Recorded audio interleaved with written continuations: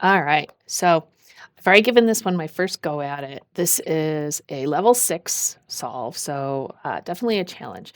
It's got some patterns, it's got some variations. I wanted to play around with a couple of different ways to um, introduce new tools, and I learned something on my own. So this one's gonna be fun, and we are in grams, and we here we go.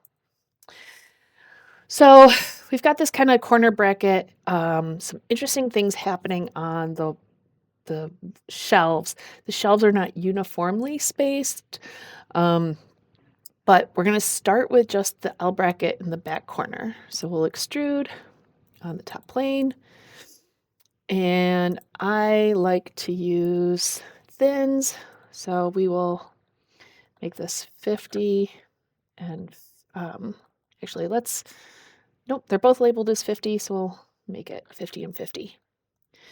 Um, so we're going to have to tell it that this is okay for us to make it as a solid um, with a thickness of 13 and just toggle to make sure we know if it's outside centered or inside. We want to keep that inside. The overall depth is the height of 1100 and then a control D to see which way we're going. I want to start at the top and build my way down. So I'm going to flip my direction. This is part of body 1. Great. Perfect. Now we're going to create a sketch on the right plane. Um, and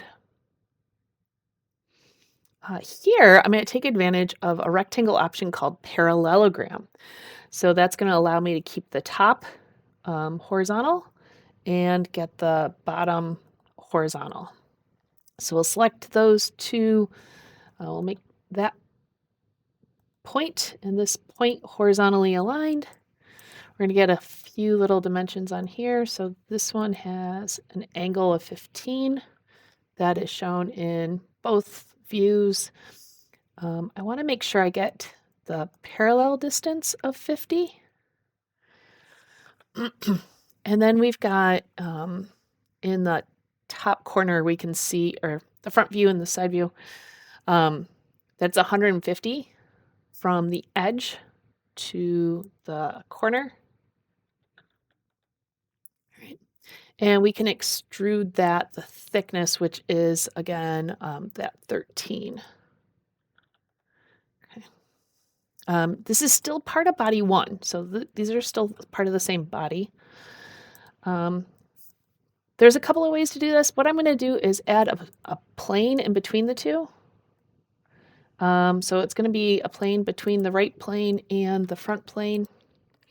And it's a mid-plane between them. It's a bisector, but there are two different bisectors. The one it offered me wasn't the right one, so switch to my second bisector. And then we'll just take that extrude and mirror it over the plane.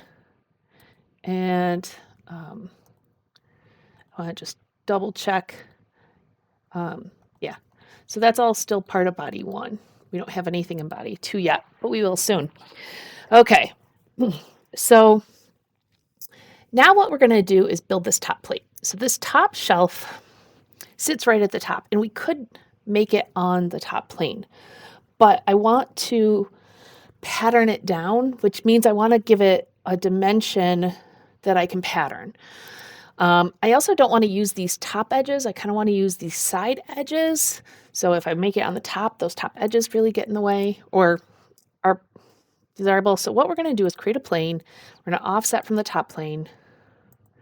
I'm going to drag it down, and I'm going to give it a translation of 100. And I'm going to use that to build my plate, and then I'll change it back to 0 when I'm done. Okay.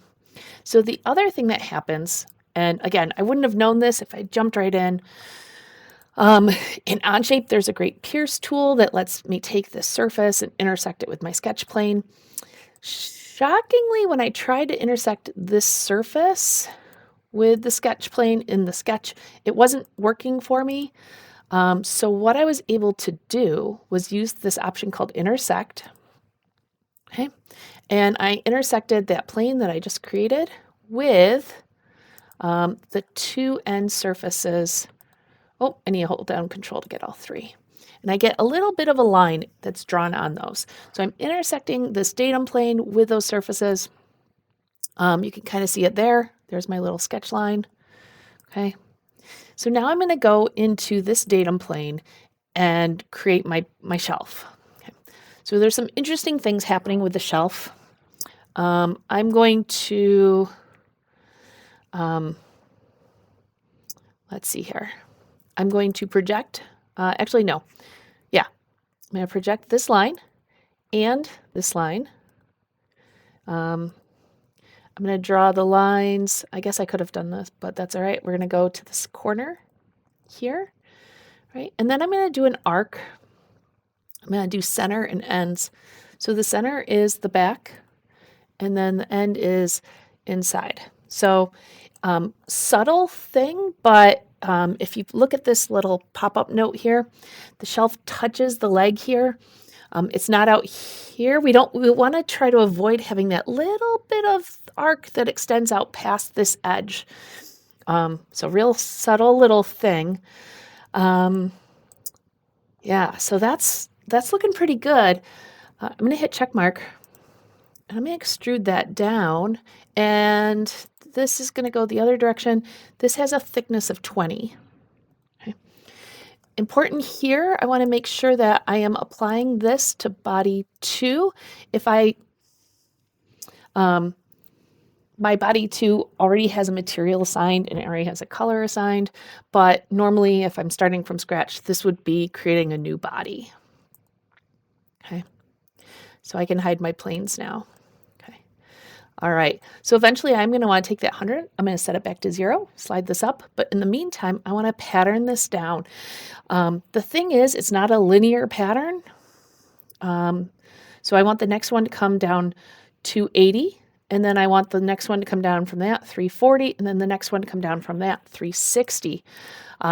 So what we're going to use is we're going to take all 3 of those pieces that went into making that shelf and create a group. When I'm patterning, I can't pattern multiple parts, but I can pattern one group. So that's going to help us out there. So if I click pattern,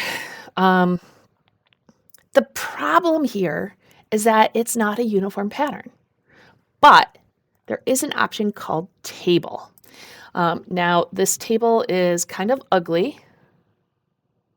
Did it pop up? Oh, the dimension that I'm using. I'm using this dimension. Okay.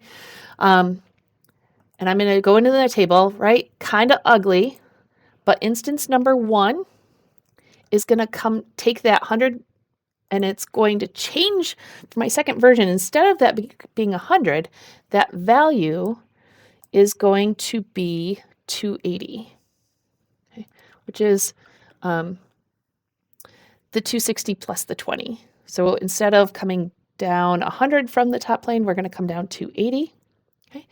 Instance number 2, or pattern version number 2, we are going to come down 280 plus 20, so 300, plus 320, so 620. Unfortunately, even though this looks like a table, equal signs don't work. I really wish they would. Go ahead and take that as a suggestion, Creo. And here we're going to take the 620 plus 20, so 640, plus 340, 980. Okay. And we'll just hit save and close, and here's our preview. Okay, and let's see if it worked. All right, so body 2 is all 4 of those shelves. Now is the time I want to take my datum, which is living in my group, and edit that dimension.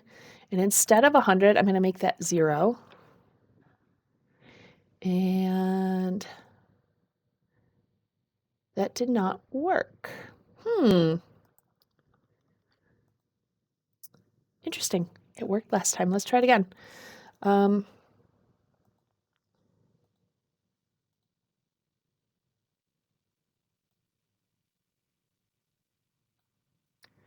Okay. Keep going a little more. Okay. All right. Um,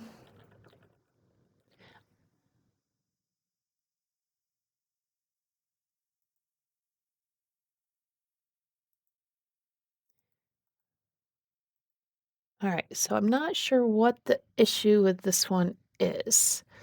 Um, it must be the intersection. Um,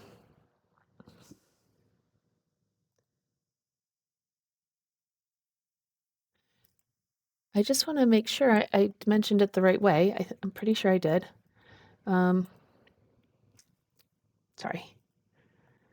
Um,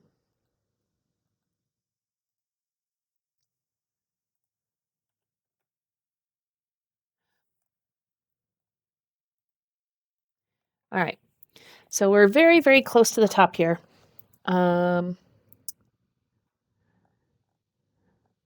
and this seems okay. I'm not exactly sure why it worked for me before and it's not working now. Um,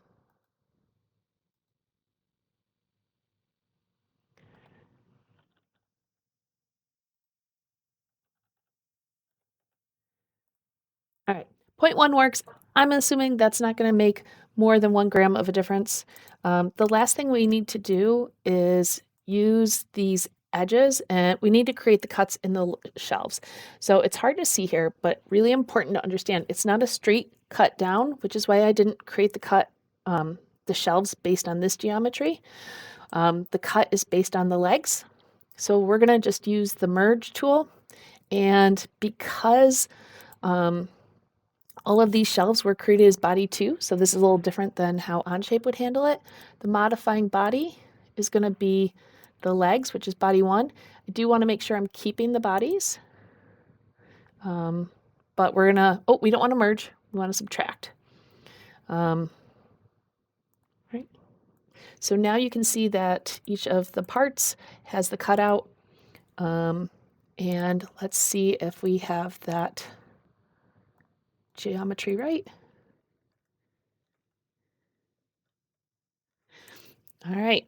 And we are going to type in 10.3.26 and we got it right. So I might play around with it and figure out why I couldn't change my datum to be 0. But some really interesting things here that I hadn't done before. Using intersection to drive where that sketch needed to be and creating a group for patterning and using a table for that pattern instead of other options for that. So yeah, that was a lot of fun. Hope you got something exciting about it. If Since there's only 10 people who have completed this one so far, I'm guessing there might be a few people who check this out. If there's something you saw that you enjoyed, please leave a note. So thanks to Too Tall Toby for a great model and have an awesome day.